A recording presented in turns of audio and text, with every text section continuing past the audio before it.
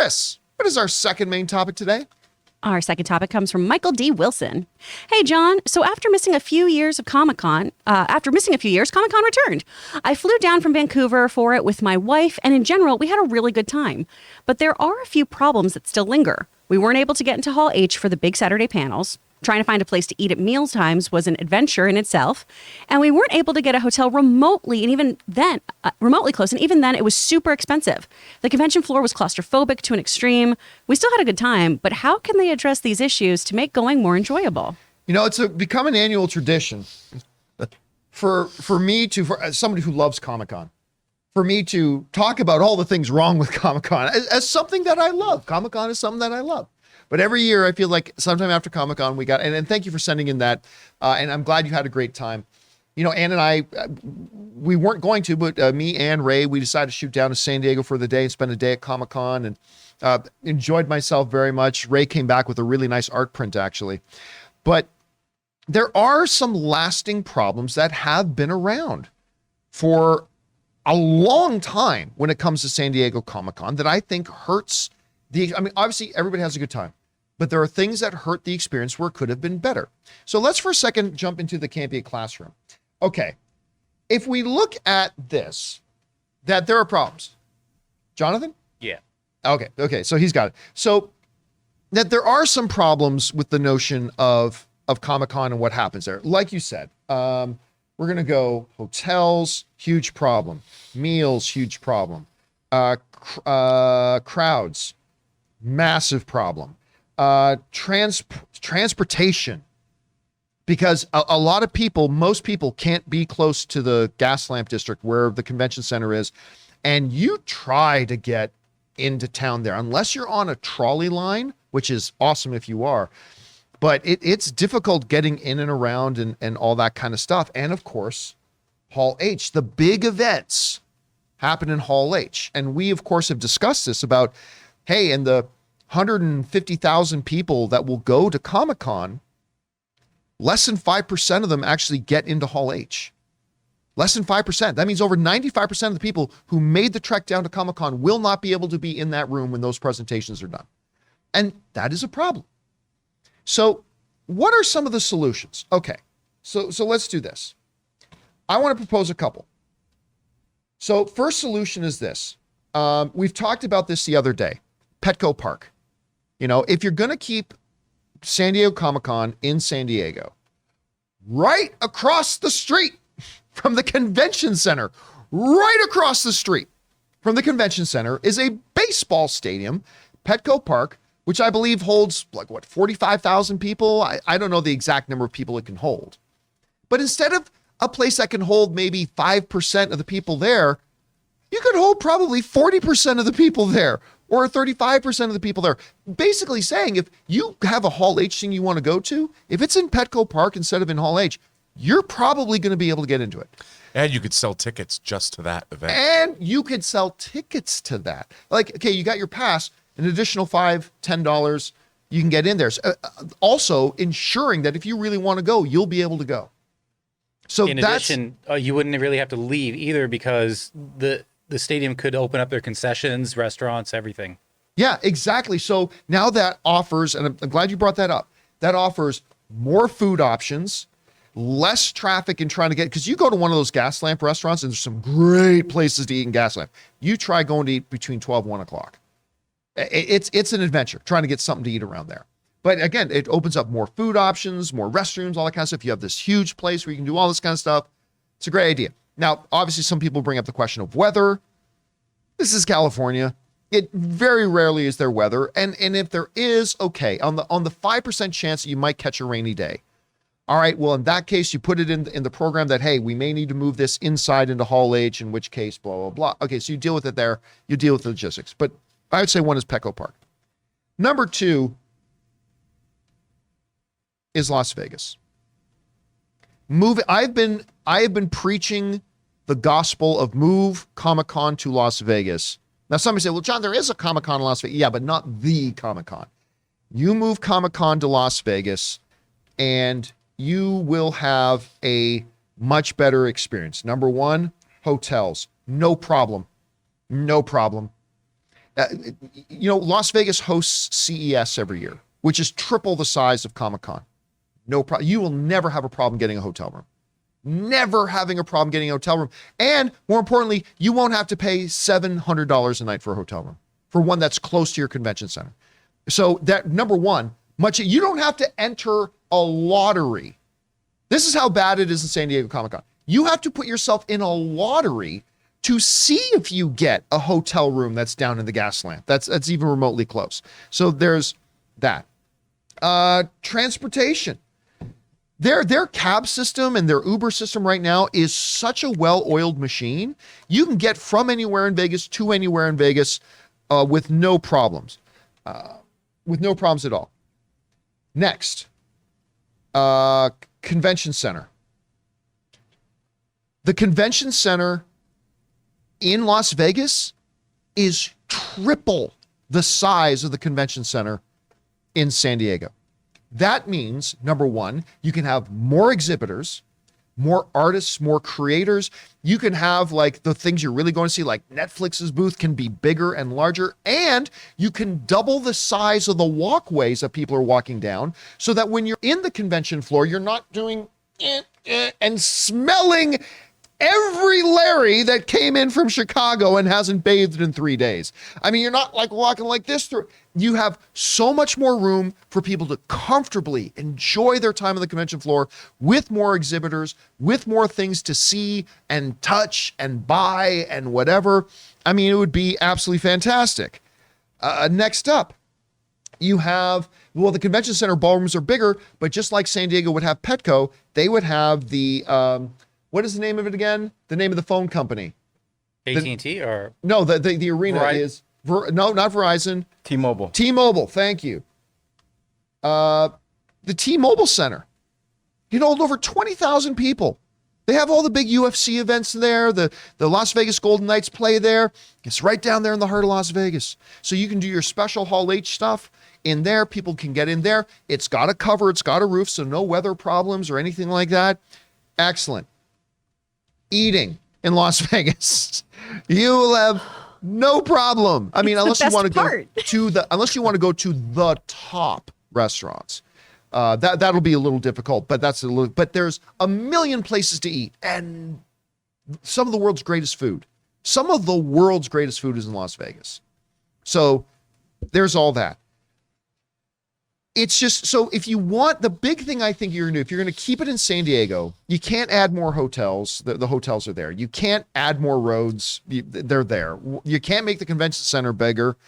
So it is what it is. But if you moved Hall H into Petco, giving more people exposure to the big events, the Marvel panel, the Warner Brothers DC panel, the Game of Thrones panel, they get to go see that. I think that, but other than that, move this damn thing out of Vegas. There's just a million pros to one. A lot of people say to me, but it's too hot in Vegas. Oh, it's hot in Vegas. It really is. It's hot in San Diego and humid. Yeah. Well, yeah, very humid, but Got the marina probably layer. a little bit more moderate in San Diego. But here's the thing. It's like, but there are so many positives that, yeah, it'll be hotter in Vegas. But guess what? That's like saying, you know what? I really like that Lamborghini, but I'm going to keep driving my Prius because the steering wheel feels better. Okay, yeah, the steering wheel feels better, but look at all the other advantages. Anyway, that's me. Hey guys, we want to take a second and thank the sponsor of this video, BetterHelp. In the age of social media, you might think that everybody's life except yours is perfect because everybody always posts the best memories, the most glamorous shots. But you and I both know that's not how life is. We get pitched some serious curveballs, and sometimes it seems like a lot of them. And we always encourage each other to get out there and to get into better physical health, go into the gym and eating right. But it's about time we started paying more attention to our mental health as well. And that's where our friends at BetterHelp come in. Because see, BetterHelp is not a crisis line. It's not self-help. It is professional therapy done securely online, available to people worldwide. You can log onto your account anytime and send private messages to your therapist, or you can schedule weekly or phone-only sessions if you're one of those people that's not really comfortable being on camera. And getting therapy every week is as easy as just a few clicks on your laptop or phone. It is time to invest in your own mental health, and BetterHelp is a great way to invest in yourself. And right now, they have a special offer for all of the John Campea Show listeners to get 10% off your first month at betterhelp.com/Campea. That's 10% off your first month of online therapy at betterhelp.com/Campea. Rob, we all love Comic-Con. You've been going for decades. I mean, you love Comic-Con, but it's not without its shortcomings. How can they improve this event to make it even better for people? First of all, I like my Prius Prime. Oh, that's right. I just want you to know. So, Good looking car. yeah, it's smart. And it's a lovely smart car. ride. It is a I've lovely, ridden in your car. It's a lovely It is ride. a lovely ride. It's got a great steering wheel. No, but I think what you, I think Set up my preview. I think that today's show brought to you by look, I've been going to Comic-Con since 1988, and part of the great appeal to me is San Diego. However, I love San Diego. It's great. For most of my time up until the aughts, it used to be you could drift in and out of panels. It Yeah. was very casual. It was very relaxed. It is no longer relaxed. Everything about it, from getting passes to pro badges to going to get food to walking to the gas lamp and back and forth, has become less fun. Sure. I still have a great time. My great experience was we got an Airbnb, Elizabeth and I and Sophie. We got an Airbnb the last Comic-Con in 2019, which was great. 2018, I think. Maybe I have 19. Yeah. It It was great. It was very close to Petco Park, this guy's apartment. We met him. A lot of people do this in San Diego. I'd never thought about that because I was always staying at the Marriott. It was great. But it's gotten to the point where I would like to just drift into Hall H. You can't do that anymore. And I don't like that. I don't like that when you go to a convention, you now are excluded from events that you want to go to. And now it's not just Hall H, it's television panels. Yeah, they're very difficult to get animation into. panels. People can't get into what they want to see. And that is it. Comic-Con is not the air of exclusivity in terms of once you get there. We shouldn't have that. I mean, if you're going to Comic-Con, if you're a parent that's taking your kids there for the first time and you can't go see your favorite animation panel because it's too packed, and now lots of the panels, they get pulled up, the fire marshal says can't go in, and you're stopped, that's a problem. And even John, I used to be like, it wouldn't be Comic-Con if it wasn't in San Diego. Even I have to admit, it might be better. The only thing I dread would be the drive from LA to Vegas. I imagine it would take 12 hours because everybody would be going. Just do what I do. Go a day or two early. Yeah, you can go early or go at You take 4 in the the morning. train. Or take the train The or train fly. is beautiful. Yeah, and then you don't pay $45 Well, for I don't parking think there every is day. a train to take from LA to Vegas. But you can Oh, just not to Vegas, to San you Diego. just hop on a plane and be there in 40 minutes. Yeah, That's what the way I do Vegas, Yeah, yeah. that's what I would do. But I think the time has come. Wow. I'll be honest with you. I'm stunned. I'm stunned hearing you say that. I really am. Once you pull off that Band-Aid, Rob, and then you're just there, you're like, bruh, this is so much better. Well, the thing is, I love my San Rob. Diego. I love the waterfront, It's the Marriott gorgeous. Marina. It's I love So it down there. beautiful. But this time, I didn't even get to enjoy. I was only there for, admittedly, one day. But I would miss San Diego. I'd miss the gas lamp and all that. But it's now, when I can't get into events I would like to maybe have seen. It's no fun. It's no fun for me Yeah. anymore. Chris, as somebody who loves this type of stuff, I mean, do. and you San Diego, you've been to Vegas, like, I don't know, what are some solutions to maybe fix some of these problems, whether it's solutions that include staying in San Diego or good reasons to leave San Diego? What do you think? I really do love the Petco Park idea. I think that's great. I don't know if you guys know this about me. I am horrifically claustrophobic.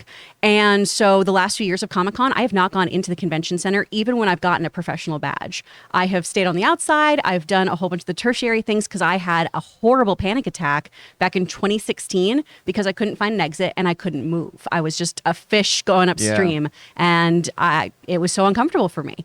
And I never have that feeling in Vegas. Even when we had so many people at CinemaCon, I never felt overcrowded or overwhelmed, which is wild because it's such a sensory overload, but they've spaced everything out so beautifully in Vegas that you don't have that feeling.